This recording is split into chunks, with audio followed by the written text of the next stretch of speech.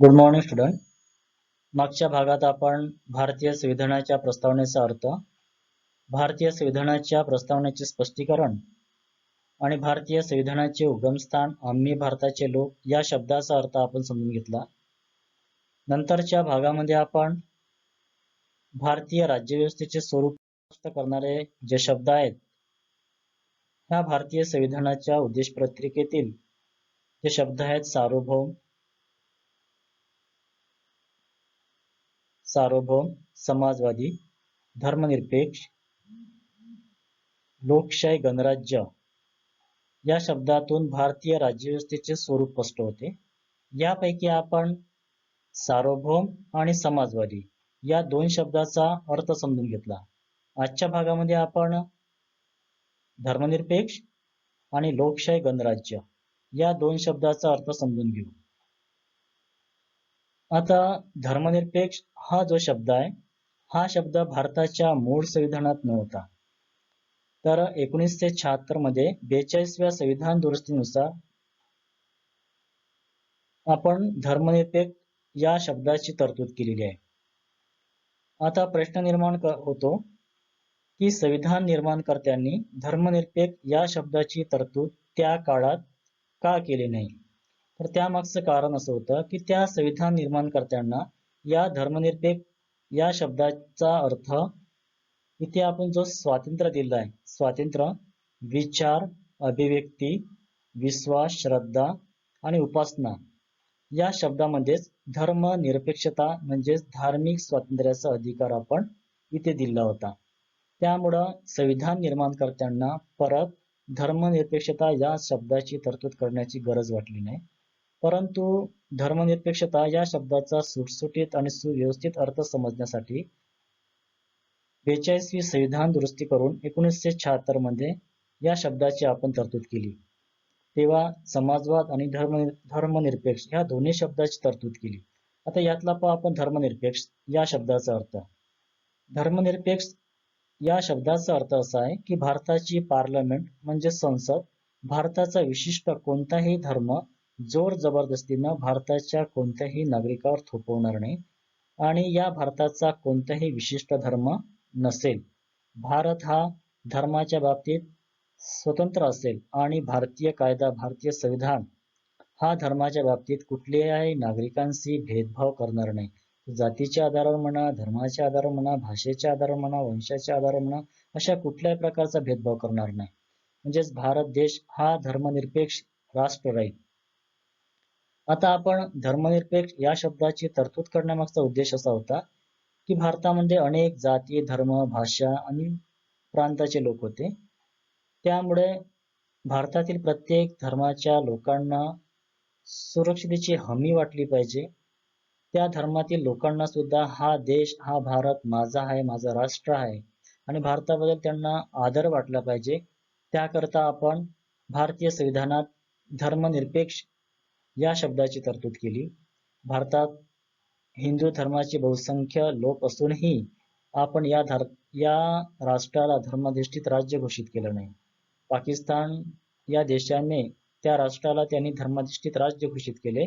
परंतु भारतीय संविधान निर्माणकर्त्यांनी हा सगळा अभ्यास करून भारतातल्या प्रत्येक धर्मातील लोकांना हे राज्य, हे स्टेट माझा आहे, हा देश माझा आहे अशी भावना त्या भारतीय लोकांमध्ये निर्माण होण्यासाठी आणि सर्व धर्मातील लोकांमध्ये एक राष्ट्रीय एकात्मता निर्माण होण्यासाठी आपण धर्मनिरपेक्षता या शब्दाची आपण तरतूद केली.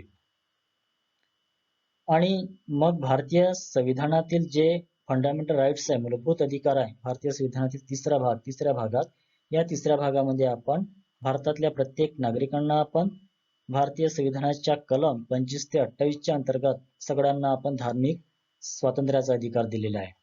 म्हणजे धर्म हे व्यक्तीची वैयक्तिक बाब असून प्रत्येक व्यक्तीला आपल्या धर्म म्हणजे कुठलाही धर्म स्वीकारण्याचा, त्याग करण्याचा आणि आपल्या धर्मानुसार आपल्या धर्माची पूजा अर्चना करण्याचा सर्व अधिकार त्या नागरिकांना दिलेला आहे. आणि भारतीय कायद्यानुसार सर्व व्यक्ती, सर्व धर्म हे समान राहतील असा अधिकार आपण दिलेला आहे. अशा प्रकारे धर्मनिरपेक्ष या संकल्पनेचा अर्थ आहे. नंतरचा शब्द आहे लोकशाही, गणराज्य. लोकशाही गणराज्य याचा अर्थ असा आहे की लोकशाही म्हणजे भारतातील सर्व व्यक्तींना कुठल्याही प्रकारचे भेदभाव न करता जात धर्म पंथ भाषा असा कुठल्या प्रकारचा भेदभाव न करता भारतातील सर्व नागरिकांना प्रत्यक्ष आणि अप्रत्यक्षरित्या शासन कारभारात सहभागी करून घेणे म्हणजेच लोकशाही. आता आपण प्रत्यक्ष शासन कारभारात सहभागी कसा होतो? ज्याप्रमाणे ग्रामपंचायतच्या निवडणूक असतात, ग्रामपंचायत असो, पंचायत समिती असो, जिल्हा परिषद असो की विधानसभेची निवडणूक असो की लोकसभेची निवडणूक असो, राज्यसभेची निवडणूक असो, यामध्ये या सर्व निवडणुकीमध्ये जे सदस्य उभे राहतात ते राज्य व्यवस्थेमध्ये प्रत्यक्ष सहभागी होतात आणि ज्या नागरिकांचे 18 वर्ष पूर्ण झालेत ते नागरिक या उमेदवारांना मतदान करतात, ते अप्रत्यक्षरित्या सहभागी होतात. म्हणजे जे निवडणुकीमध्ये उभे राहतात ते प्रत्यक्ष सहभागी होतात आणि जे त्या उमेदवारांना मतदान करतात ते अप्रत्यक्षरित्या सहभागी होतात. अशा पद्धतीला त्याला म्हणतो आपण लोकशाही. म्हणजे ज्या शासन व्यवस्थेत नागरिक प्रत्यक्ष किंवा अप्रत्यक्षरित्या सहभागी होते त्याला आपण लोकशाही म्हणू. म्हणजे भारताच्या शासन व्यवस्थेचे संचालन करण्यासाठी आपण जे जबाबदारी कार्यकारी मंडळावर, मंत्रिमंडळावर आणि राष्ट्रपती यांच्यावर सोपवली आहे ते स्वतः जनतेकडून निवडून येतात आणि कायदा करण्याचा सर्वस्वी अधिकार आपण कायदेमंडळाला दिलं, ते सुद्धा प्रत्यक्ष जनतेमधून निवडून येतात. अशा प्रकारची लोकशाही आपण भारतामध्ये स्वीकार केलेली आहे. नंतरचा आहे गणराज्य. गणराज्य या शब्दाचा अर्थ आहे की त्या देशाचे सर्वोच्च जे शासन प्रमुख आहेत हे सर्वोच्च शासन प्रमुख प्रत्यक्ष लोकनियुक्त असेल. म्हणजे प्रत्यक्षरित्या किंवा अप्रत्यक्षरित्या जनतेकडून निवडल्या गेलेला असेल आणि त्या व्यक्तीकडे शासनाची सर्वोच्च सत्ता असेल, त्याला म्हणू आपण गणराज्य. आता आपण ब्रिटनमध्ये लोकशाही आहे पण त्याला आपण गणराज्य नाही म्हणू शकत, कारण त्या देशाचं जे सर्वोच्च शासन प्रमुख आहे हे सर्वोच्च शासन प्रमुखाचं जो पद आहे या पदावर तिथला जो राजा असो किंवा राणी असो ते वंश परंपरेने त्या पदावर येत असतात, ते लोकनियुक्त नसते. परंतु आपण भारताला लोकशाही गणराज्य म्हणू शकतो, कारण भारताचं सर्वोच्च जे शासन प्रमुखाचं पद आहे म्हणजे राष्ट्रपती हा वंश परंपरेनं पदावर येत नाही, तर लोकांकडून अप्रत्यक्षरित्या निवडून येत असते. त्याच्यामुळे भारताला आपण लोकशाही गणराज्य म्हणू शकतो. आता ह्या लोकशाही आणि गणराज्य या दोन्ही शब्दाचं स्पष्टीकरण केल्यानंतर लोकशाहीचे दोन भाग पडतात. एक राजसत्ताक म्हणू त्याला आणि एक प्रजासत्ताक. राजसत्ताक कशाला म्हणू? राजसत्ताक म्हणजे ज्या देशाचे सर्वोच्च शासन प्रमुखाचं पद हे वंश परंपरेनं निवडून आलेल्या व्यक्तीकडे असते, त्याला आपण राजसत्ताक म्हणू. तिथे राजेशाही आहे परंतु राजसत्ताक म्हणू. आणि प्रजासत्ताक याचा अर्थ असा आहे की त्या देशाचं सर्वोच्च जे शासन प्रमुखाचं पद आहे हे सर्वोच्च शासन प्रमुखाचं पद अप्रत्यक्ष निवडून आलेल्या व्यक्तीकडेच किंवा अप्रत्यक्ष किंवा प्रत्यक्ष निवडून आलेल्या व्यक्तींकडे असते. म्हणजे आपण अमेरिकेचा राष्ट्राध्यक्ष आहे, हा अमेरिकेचा राष्ट्राध्यक्ष अप्रत्यक्षरित्या जनतेकडून निवडून येत असते, म्हणून त्याला आपण प्रजासत्ताक राज्य म्हणू शकतो. तर भारतीय संविधानाचे जे प्रियांबल आहेत म्हणजे इंग्लिश मधील जे प्रियांबल आहे, ह्या इंग्लिश मधील प्रियांबल मध्ये आपण भारताला डेमोक्रॅटिक रिपब्लिक हे शब्द यूज केलेले आहेत, म्हणजे प्रजासत्ताक गणराज्य म्हणलेले आहेत. यावरून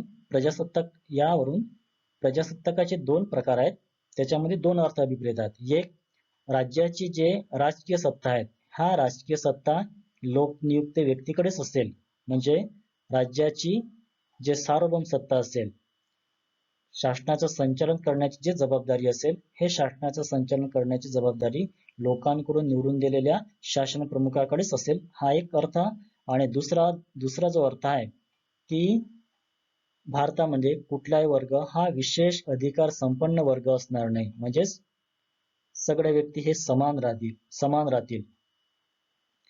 सार्वजनिक क्षेत्रातलं कुठलंही पद असो हे पद प्राप्त करण्याचा भारतातील प्रत्येक नागरिकांना समान अधिकार असेल, म्हणजेच त्याला आपण लोकशाही गणराज्य म्हणतो, म्हणजेच प्रजासत्ताक गणराज्य म्हणतो. म्हणून भारताला आपण प्रजासत्ताक गणराज्य म्हटलेलं आहे. म्हणजे इंग्लंडला आजही आपल्याला प्रजासत्ताक गणराज्य म्हणता येत नाही, परंतु आपण भारताला प्रजासत्ताक गणराज्य म्हणतो. त्याचं कारण भारताचं जे सर्वोच्च शासन प्रमुखाचं पद आहे हे लोक नियुक्त आहे, हे वंश परंपरेने येत नाही.